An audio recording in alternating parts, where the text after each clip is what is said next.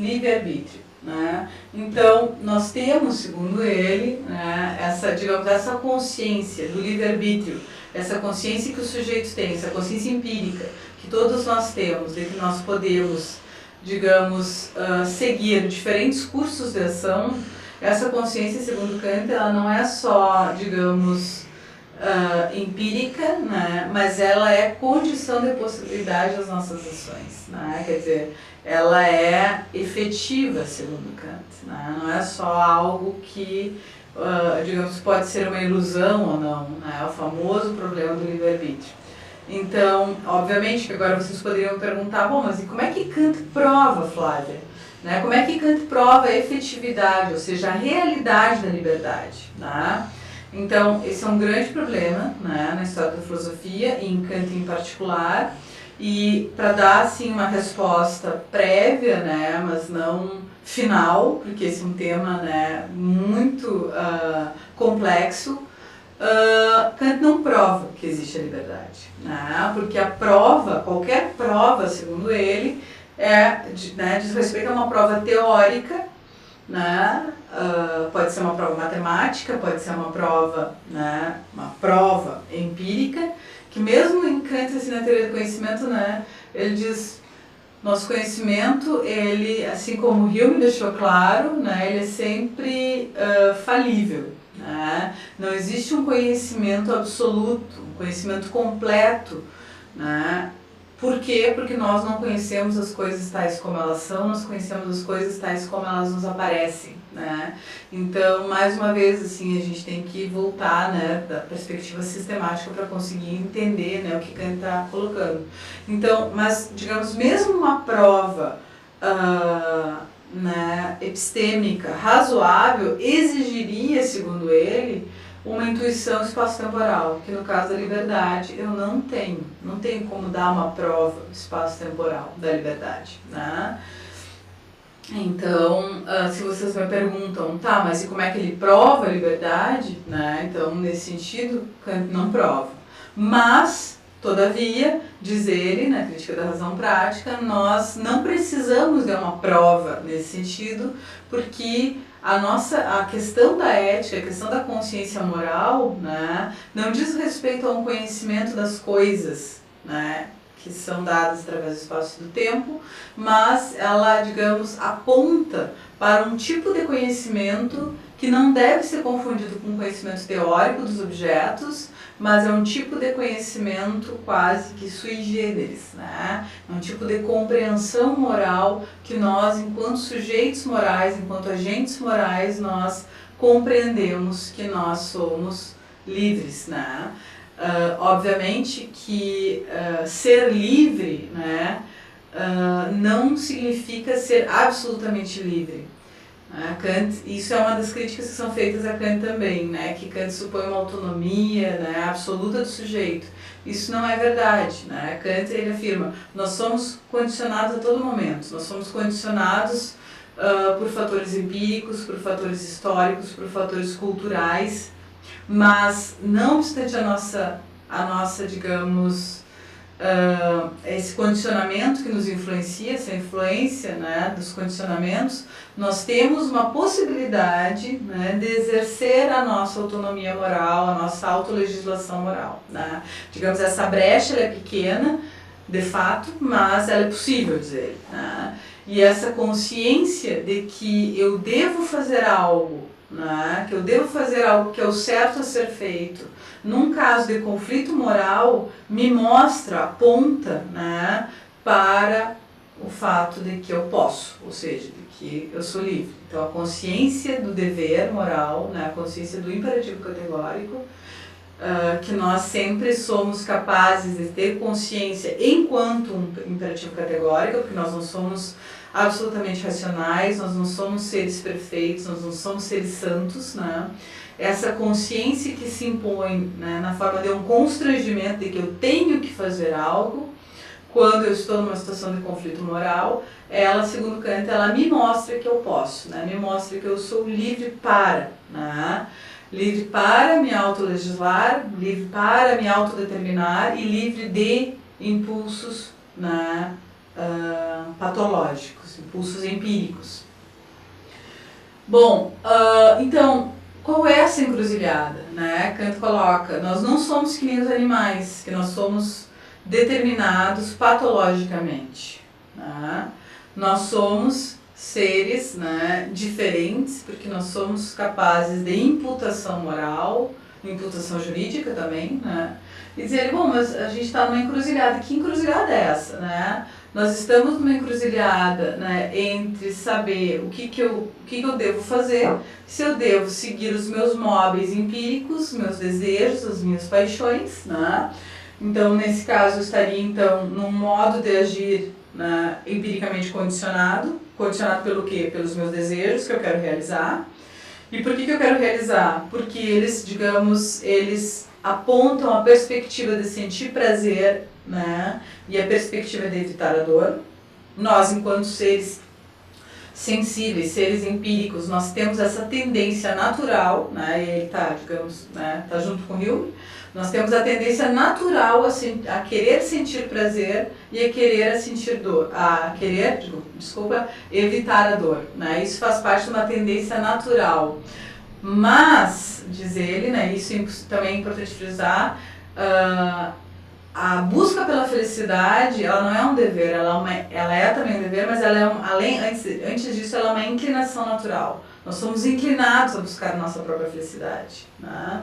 Mas além disso, né, nós temos uma outra consciência, né, que é a consciência moral e a possibilidade, então, de encontrar um móvel moral capaz de nos motivar a ação moral, independentemente da busca pelos nossos desejos. Esse é o grande desafio de Kant e da ética kantiana.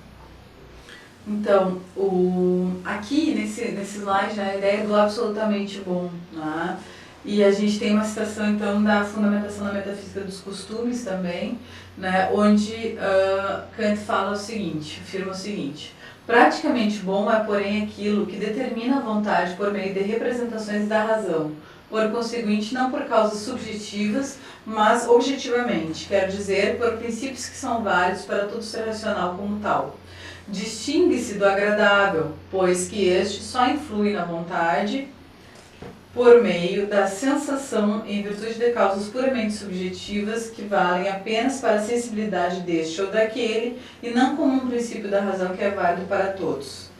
Tá? Fim de citação. Então, voltando assim à analogia com o princípio da felicidade, né, que eu estava comentando.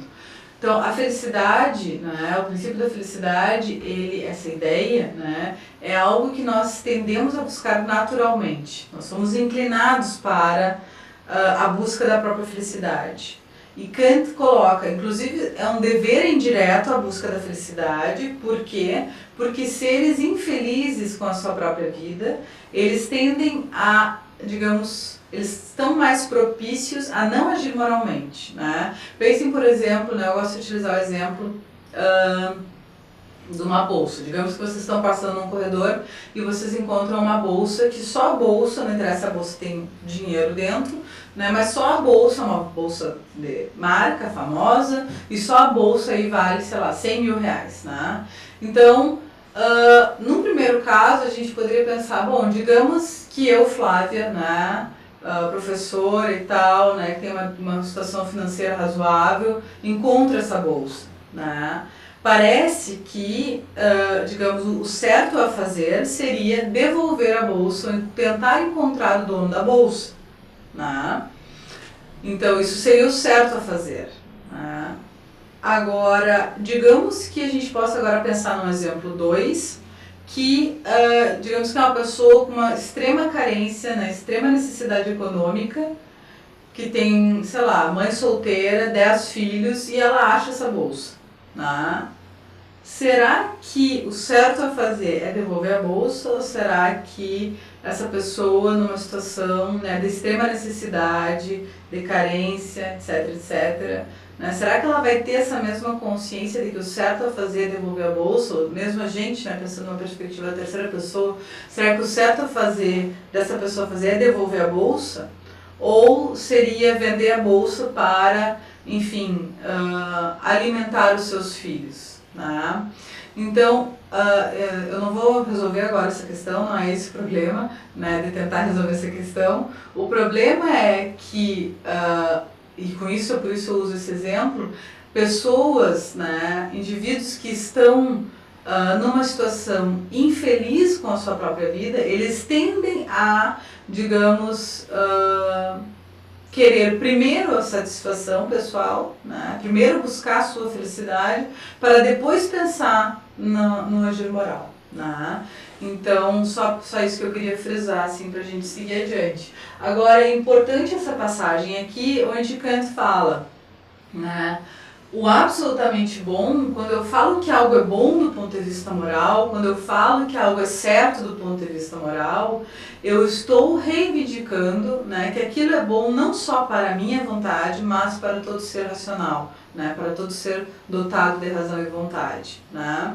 Então, essa ideia, digamos, ela é uma ideia que aparece já nos primeiros textos sobre ética, né, onde Kant ainda não tinha muito claro o princípio moral, que vai aparecer na fundamentação da Metafísica dos Costumes, em 1785, com essa noção de autonomia moral. Né. Mas antes disso, em 1781, e mesmo antes, textos pré-críticos, né, como entre os pesquisadores de Kant, né, os textos são conhecidos, mesmo antes da crítica da razão pura e da fundamentação, Kant já tinha claro, né, que a ideia do bom remete a essa ideia do absolutamente bom, ou do bom para todo ser racional, ou essa ideia digamos, da validade universal daquilo que é bom. Né? Mas com isso, Kant não quer dizer, e isso é importante assim, para a gente não confundir, né, não interpretar equivocadamente a posição dele, que quando eu digo que algo é bom do ponto de vista moral, eu estou querendo estender para todos os seres universais essa ideia do que é bom para mim. Né? Quer dizer, não é essa ideia que Kant está querendo justificar, de que os sujeitos eles devem, digamos, tentar encontrar o que é o bom do ponto de vista moral e catequizar o outro, ou catequizar os outros, né? A gente poderia pensar numa escala individual, né? Dos indivíduos, a disputa individual sobre o que é bom, ou de uma perspectiva maior, por exemplo, digamos, né, de diferentes comunidades morais, onde diferentes comunidades morais vão tentar colonizar outras comunidades morais, tentando impor os seus próprios valores para outras comunidades. Então não é isso que ele está pensando, né? Não é isso que ele está querendo dizer. Ele está querendo dizer que quando eu afirmo que algo é bom, eu estou, né, afirmando, bom, aqui há um exemplar da ideia do bom. Estou querendo reivindicar que todos vão concordar comigo, estar em acordo com a minha reivindicação, com o meu juízo de que aquilo que eu digo que é bom. Né? Agora, se de fato isso é bom ou não, né, a gente, e isso Kant tem consciência disso também, ele afirma isso, né, digamos, na aplicação disso, na aplicação efetiva, né, dos nossos juízos morais, das nossas ações morais, isso vai ser sempre problemático. Né? Porque nós nunca vamos ter certeza absoluta daquilo que nós estamos reivindicando como o bom. Né? Então eu queria trazer para vocês, né, a questão de como é que funciona o raciocínio prático para Kant. Né? Então, eu coloquei assim, né, se as regras são representadas como boas apenas subjetivamente, ou seja, consideradas válidas apenas para a minha vontade, então o fundamento da determinação do arbítrio consiste na expectativa das sensações de prazer e desprazer decorrentes da realização de algum objeto apetecido. Portanto, tais máximas não podem pretender ter validade universal, ou seja, serem consideradas como moralmente boas moralmente, desculpa. Todavia, tendo em vista que o homem não se confunde,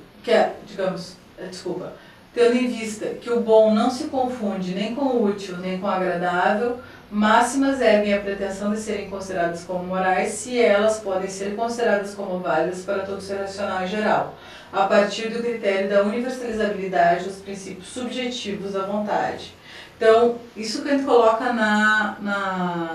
na fundamentação e na crítica da razão prática, né? Quer dizer, se as minhas máximas não puderem ser pensadas como válidas para todo ser racional em geral, então se tratam de princípios empíricos, né? Do contrário, se eu posso pensar que essas máximas possam ser válidas, possam ser consideradas como válidas universalmente, então, né, pode ser que essas máximas tenham um conteúdo moral. Né? Quando eu digo podem ser, né, significa exatamente aquilo que eu estava querendo dizer, né, agora há pouco. Né? Não significa que, digamos, ao considerar que algo é bom, se eu digo o bom seria devolver a bolsa para a dona, que de fato isso seja o bom, que nós encontremos a verdade moral. Né? Se trata de um exercício de reflexão sobre as próprias máximas ou sobre os próprios princípios subjetivos de ação. Né? Então é esse o ponto, digamos, é sobre isso que trata o juízo moral, né? Sobre os princípios subjetivos, né, que guiam o nosso agir. Bom, e agora a gente entra então, né, como eu disse para vocês, né, é pouco tempo para a gente conseguir sintetizar todo o conteúdo em algumas críticas que são feitas a Kant. Então eu vou apontar algumas das críticas mais comuns para tentar ver em que medida Kant consegue responder essas críticas, né, em que medida Kant, digamos, essas críticas elas são cogentes ou não, tá? Então, uma das primeiras críticas é aqui a noção da racionalidade prática em Kant é uma racionalidade, uma noção atemporal, descontextualizada e ahistórica. Né? Bom, o que Kant afirma? Né? Até porque é importante a gente salientar, né? Kant fala da crítica da razão pura, né, em relação à epistemologia, e na segunda crítica a gente tem a crítica da razão prática, né? E ele coloca, né, o problema não é saber se a razão pura prática ultrapassa os seus limites para tentar, né, conhecer além da experiência possível. Se trata, porque esse não é o interesse da razão prática. O interesse da razão é saber se a razão pura pode ser prática. Né? Então, embora Kant vá sustentar de fato, né, que nós somos constituídos por uma consciência empírica, né, além disso, a nossa consciência empírica ela só é possível porque nós somos constituídos por um instrumentário, né, que de fato ele é histórico. Né? Então, ahistórico no sentido de ser atemporal. Essas formas, elas são formas, né, as formas do espaço e tempo, no caso da esfera teórica, e a forma da universalizabilidade, né, é uma forma a priori, né, ou seja, antes e independentemente da experiência, né, essa forma nos constitui enquanto agentes capazes de reflexão moral. Então, nesse sentido, né, poderia ser, sei lá, há 500 anos atrás, ou agora, ou daqui a 500 anos, né, digamos, essa forma do juízo, ela é constitutiva da mente humana, né, segundo ele. Então, nesse sentido específico, a crítica estaria correta. Né? Agora, o problema é que, da mesma forma que na esfera teórica, na esfera prática, o nosso conhecimento moral, nossa consciência moral, ela começa com a experiência, né? Nesse sentido, então, nós somos condicionados, né, pelo nosso contexto, né, pelo contexto empírico onde nós estamos inseridos, mas, né, a nossa consciência moral, esses princípios, eles não derivam da experiência. Né? Então isso é importante. E por isso eu queria ler um trechinho da Fundamentação da Metafísica dos Costumes, tá? Que está em BA 34, que ele diz o seguinte: do aduzido, do que veio antes, né, resulta claramente, está na primeira seção da Fundamentação, que todos os conceitos morais têm a sua sede e origem completamente a priori na razão, e isto tanto na razão humana mais vulgar como na especulativa em mais alta medida, que não podem ser abstraídos em nenhum conhecimento empírico e por conseguinte puramente contingente, que exatamente nesta pureza de sua origem reside a sua dignidade para nos servirem de princípios práticos supremos, que cada vez que lhe acrescentemos qualquer coisa de empírico, diminuímos em igual medida a sua pura influência e o valor ilimitado das ações, que não só exige a maior necessidade sob o ponto de vista teórico, quando se trata apenas da especulação, mas que é também na maior importância prática tirar da razão pura os seus conceitos e leis, expô-los com pureza e sem mistura, e mesmo determinar o âmbito de todo este conhecimento racional prático, mas puro, isto é, toda a capacidade da razão pura prática. Né? E aí ele continua, né, que digamos, na aplicação nós precisamos da antropologia, né, mas aqui a gente está no nível da justificação dos princípios. Então é importante a gente ter claro isso, né? Kant começa a primeira sessão da fundamentação da metafísica dos costumes, né, a partir dessa tese da transição do conhecimento da razão vulgar para o conhecimento filosófico. Então, o nosso ponto de partida é esse conhecimento moral pré-filosófico, né, onde a nossa consciência moral é considerada a partir do senso comum. Agora, isso não significa, né, que esse conhecimento moral ele tem a sua sede e origem na experiência, no senso comum. Não. Né? A sua sede e origem repousa na razão, nos princípios da razão. Certo? Então isso é importante a gente ter claro. Né? Então o nosso conhecimento moral ou o nosso conhecimento teórico começa com a experiência, mas não deriva da experiência. Né? Bom, a segunda objeção é que a ética kantiana é uma ética do dever pelo dever, o que significa dizer que se trata de uma ética rigorista, que exige demais do sujeito. Né? Tem muitas críticas assim, que são feitas, né, desde a recepção imediata do pensamento kantiano pelo idealismo alemão, passando por Schopenhauer, por Nietzsche, né, onde se trata de uma ética do dever pelo dever. Agora, a gente vai ver, né, que a defesa que Kant faz, né, quer dizer, de onde é que surge esse dever? Esse dever ele não é um dever vazio, não é um dever pelo dever, mas é uma consciência, né, de uma necessidade, de um constrangimento prático, né, que todo sujeito racional sente, inclusive, no momento em que ele delibera, moralmente em casos de conflito moral, né? E esse constrangimento, ele, digamos, ele é produto, ele é resultado da própria autonomia do sujeito, né? Então ele é um resultado, né, do processo, dessa capacidade de autolegislação moral que cada um de nós é capaz de exercer. De modo que não está dado, né, como eu disse, que máximas são aptas a ter um conteúdo moral. É o sujeito que deve construir e avaliar essas máximas, né, esses princípios. Mas a gente vai chegar lá.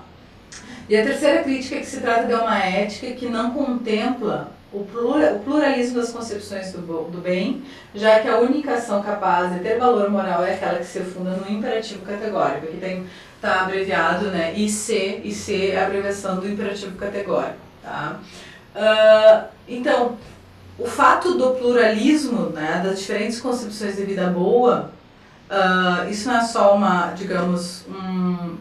uma possibilidade de justificação de um princípio que vai contemplar um pluralismo moral, né, mas é também um fato, né, de que nós vivemos numa sociedade, num mundo, né, que há diferentes comunidades morais, que há diferentes perspectivas, né, não só do ponto de vista das comunidades, mas também dos indivíduos. Cada indivíduo, né, julga a partir da sua própria consciência e define a partir da sua própria vida, da sua própria experiência, a partir das suas, né, vivências, o que é o bem. Né? Então a gente poderia pensar no indivíduo, por exemplo, que segue a sua vida com uma projeção, com uma máxima de que o bom é uma vida dedicada ao trabalho. Né? Outra pessoa julga que o bom ou o bem é uma vida dedicada à caridade. Né? Outra pessoa acha que a vida boa é uma vida dedicada à família. Né? E não sei, a gente poderia pensar em diferentes exemplos. E aqui a gente está utilizando o conceito de máxima não só do ponto de vista da perspectiva da ação imediata, mas também na perspectiva, né, da construção do ideal de vida boa, né? Então, isso é um fato, né, que diferentes sujeitos têm diferentes concepções do que é uma vida boa. E Kant não tem nenhuma objeção a isso, pelo contrário, né, ele é ciente disso. Agora, o problema é como justificar um princípio moral que, ao mesmo tempo, esteja, digamos, comprometido com a justificação de um valor moral, de um conteúdo moral, como é o caso dele, né? E nesse caso, então, ele sustenta, de fato, né, um conteúdo moral que, digamos, está atrelado a essa noção da racionalidade prática, entendida, né, a partir da forma da razão, né, da forma dessa racionalidade que é a universalização, né? Mas, por outro lado, né, quando a gente vai pensar, bom, que máximas são aptas a serem, digamos, pensadas como moralmente boas, Kant não dá uma resposta para isso, né? Ele dá exemplos, né, de fato, ele traz exemplos, ele tenta, digamos, tornar esse conteúdo formal mais acessível, né, do senso comum, né, a partir de exemplos, mas ele não define, uma máxima moral é uma vida boa, né, o conteúdo do bom é aquele que segue tal e tal regra, tal e tal norma, né? Então, tal conteúdo específico, digamos assim, né, como, por exemplo, uma vida dedicada à caridade, né? Então, ele não define exatamente o conteúdo dessas máximas, né? Por isso que ele diz, o bom tem que vir depois, né? O preenchimento daquilo que é bom tem que vir depois da justificação do princípio moral, né? Então, essa crítica também, né, ela é, enfim, problemática, mas a gente também vai chegar lá. Um outro ponto assim, que eu esqueci de mencionar é que nesse segundo item surge o problema da motivação moral, que é um problema que pode ser entendido como um problema da própria justificação moral como um todo. Tem teorias que vão tentar responder o problema da motivação moral a partir do problema da justificação moral, e tem teorias que vão responder esse problema dizendo, olha, o problema da justificação ele se resolve no âmbito, né, da justificação do princípio. Agora, o problema da execução desse princípio é um problema de psicologia moral que pode ser completamente, digamos, separado do problema da justificação, né? E aí a gente tem diferentes interpretações, assim, que não nos cabe agora nos deter sobre esse ponto específico também, porque, enfim, é muita coisa, né? Bom, em relação à primeira objeção, né, de que se trata de uma racionalidade atemporal, descontextualizada, etc., etc., eu coloquei que se nós entendemos, né, que essa noção de racionalidade prática supõe, digamos, uma distinção, né, epistêmica entre, digamos, o modo como nós preenchemos esses conteúdos mentais, né, Kant, de fato, sustenta uma razão, princípios a priori, né, que, digamos, eles são condições de possibilidade de todo conhecimento empírico, seja moral ou teórico.